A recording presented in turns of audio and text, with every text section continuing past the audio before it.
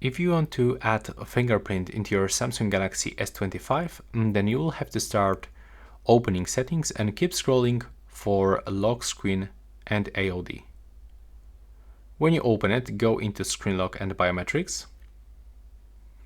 Now input your screen lock, and right here just go into fingerprints. Now short description of fingerprint sensor, how it works, then click continue, click register, and all you have to do is just to put your finger on the sensor.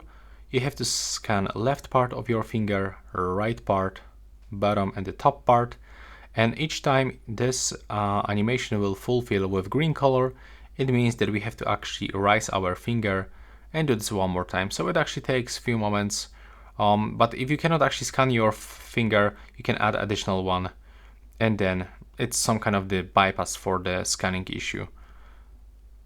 Now just wait for it, and now as you can see it is finished.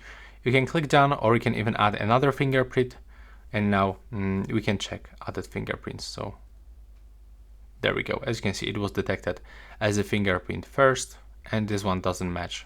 So that's how it actually looks.